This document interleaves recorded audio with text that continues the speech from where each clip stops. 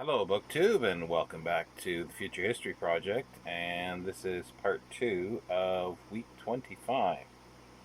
Actually, this marks halfway through the Future History Project. Still 25 weeks to go, but we've made it this far. And today it's Alliance uh, Robot. This is the fourth book. Is that right? It's the fourth book, I'm sure. Yeah, the fourth book in the Robots and Aliens series, and this was published in. If I can make it go here. 1990, and it was written by Jerry Oltion, if that's the correct pronunciation. And we've got our characters still on Robot City. Uh, the sort of newcomer that is sort of a sibling, I guess, of Adam and Eve, has decided to fall in with them and is taken a name. And because he has uh, had access to the computers, he's learned of Lucius, the the robot who was the artist that built a sort of circuit breaker, it was called, a piece of art that was a building, and was murdered. So he takes the name, but it's Lucius the Second. And they do their customary sort of uh, back talk and getting into trouble, but they want to go back to the world that was with these Kremlians, if that's the pronunciation, where uh, Ariel was, and trying to broker and turning the planet into the robots to be farmers. So they decide to go, but before they go, they find out Ariel's pregnant. That was sort of a bit of a thing, and there was a couple questions that I had. I didn't think that was going to happen. She wasn't going to give birth, but that was first thought. And then there was another one about his uh, cremfets, or whatever it is, those little computers that are inside his body. Uh, but nothing was mentioned at that point. So they had instructed the city robots or the computer to build the ships that can morph into different shapes, so they can have backup ships. So they all pile in, all three of the sort of sibling robots, Adam, Eve, and Lucius, Mandelbrot, Woolworth, Ariel, Derek, and Avery. And because the three robots want to go there, they want to consult the indigenous aliens there.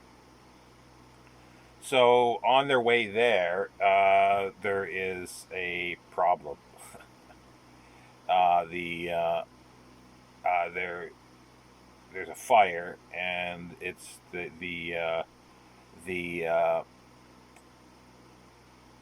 oxygen reclamation system gets destroyed.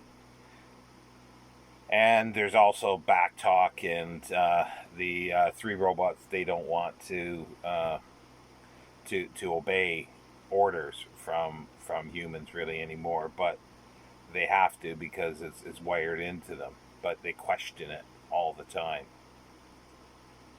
Um, and they find out that like they could die because they only have a few days of air. They have no food, they have nothing, and uh,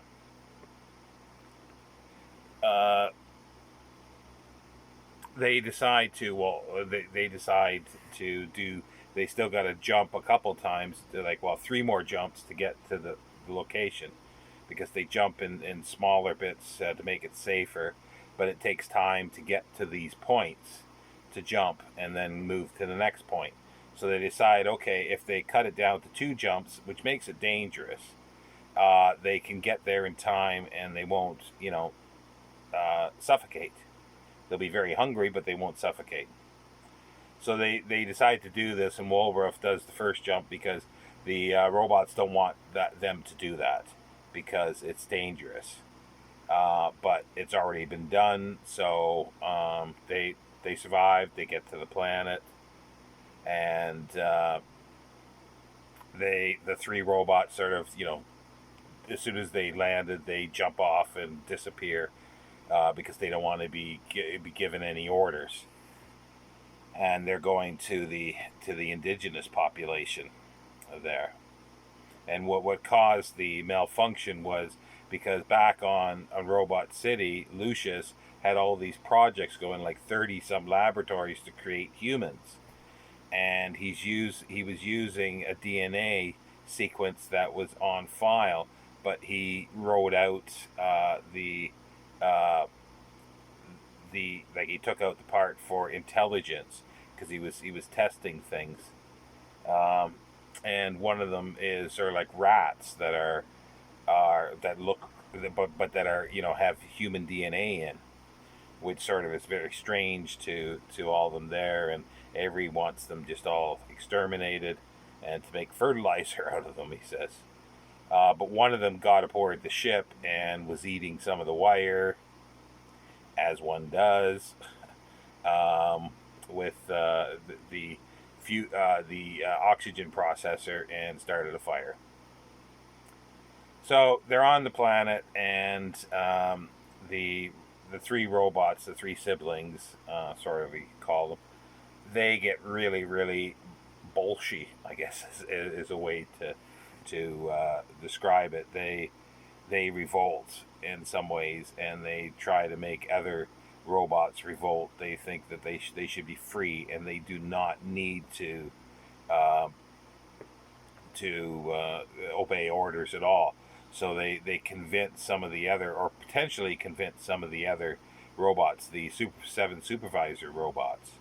But then that makes the city sort of very, very unstable. But what's happened is it's back to a city because the indigenous population didn't like the fact of being farming. So as long as the city wasn't expanding, it would be okay. And they had the computer reprogrammed so the robots went back and not expanding the city.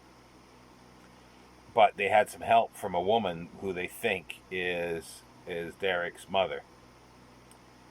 And but there was still issues with the programming, that when the supervisors weren't there were no orders given out, so buildings started falling down and everything, and it's endangered the humans there, and the indigenous population did not like this.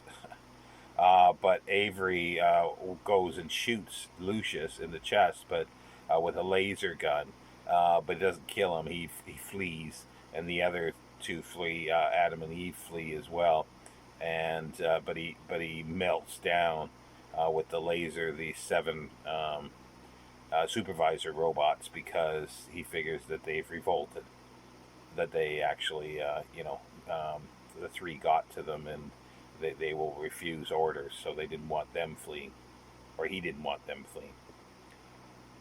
So it's kind of interesting because they do come back, and there's an interesting thing that happens, because as soon as I heard, I'm reading that there was the aspect of, they've got to go without food and possibly some oxygen for 3 or 4 days or 5 days. I figured, okay, well, that's how they're going to get rid of the baby, and I just figured that was a situation created just to do that. But the writer actually surprised me a little bit, and it didn't happen. Once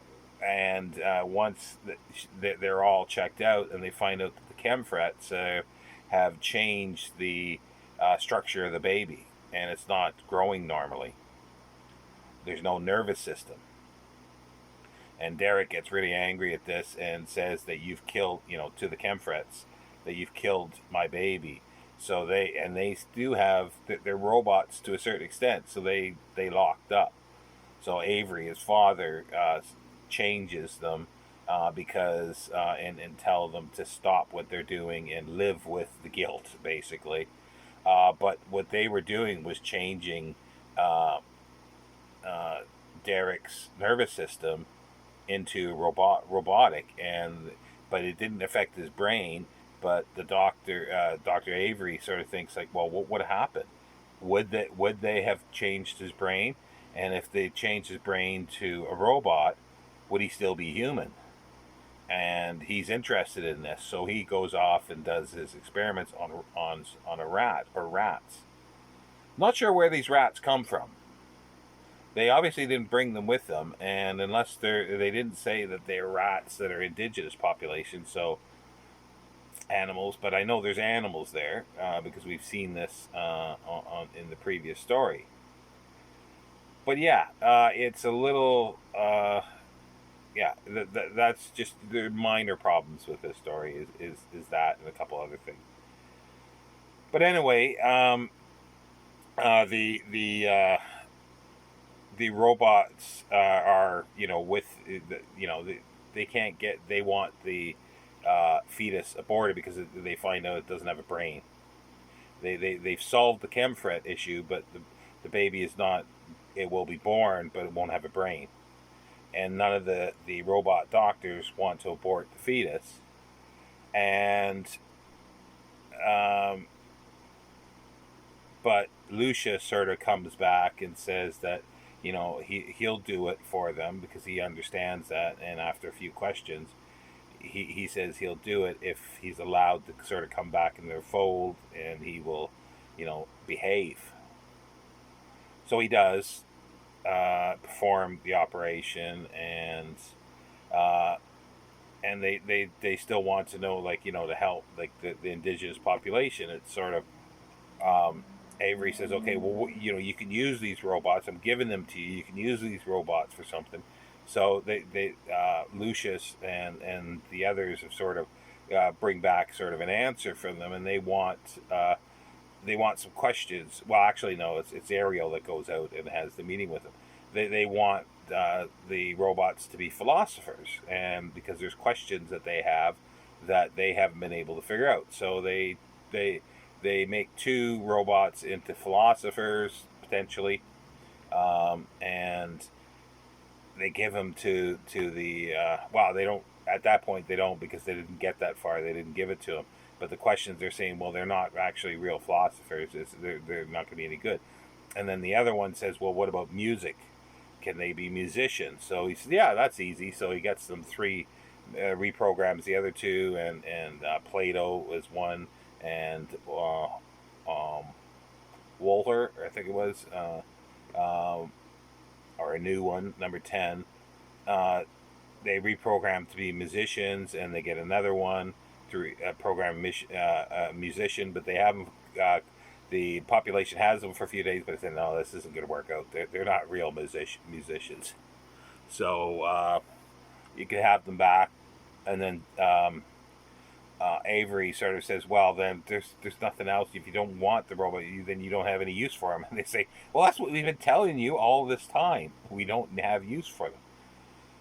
So they decide to clear the robots off, and then just sort of let the city be locked in its shape, and leave it to the indigenous population.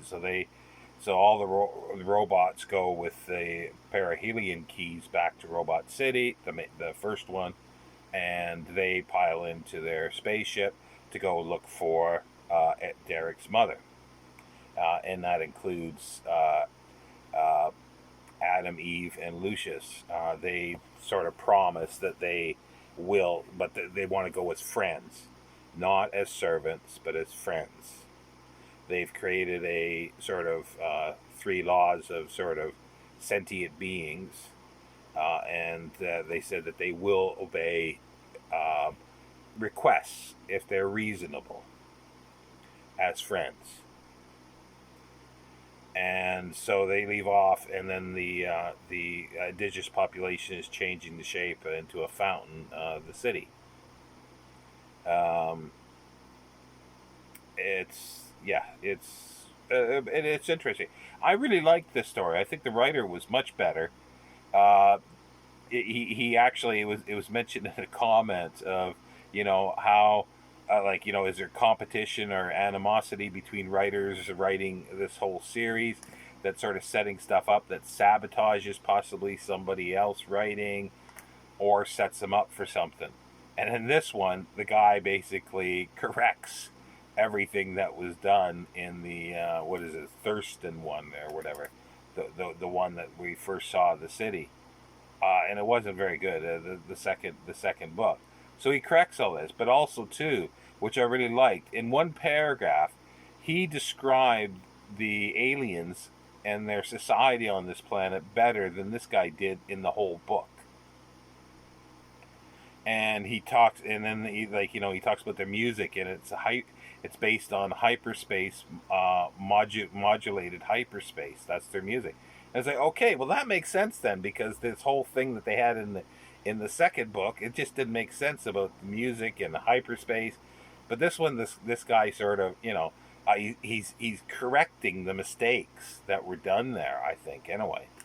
And the humor in here I thought was very good. It was appropriate. No belly laughs, but there's some pretty good humor, and the philosophizing, these aliens are a philosophy sort of species, and that's what they think of. He never really got that idea so much from the book where they were introduced. But here, it's very clear, and the robots are trying to figure out, these three robots are trying to figure out their place in the universe and their place in relation to humans and what is a human. And they keep, going over these things, but coming up with new things as well, which I thought was really good. These characters are really well done. Again, Woolroof is a little in the background a little bit, as I was mentioning before. In the previous story, she had more of a role, but in this one, she again didn't really do much. But overall, I thought it was really good. I only have a few issues with it, and they're very, very minor. The fact of where these rats come from, and that they always, and it was mentioned too, and it's something that I always say, when you got future societies looking back on Earth culture, they always go back to the 20th century. You see that a lot of times.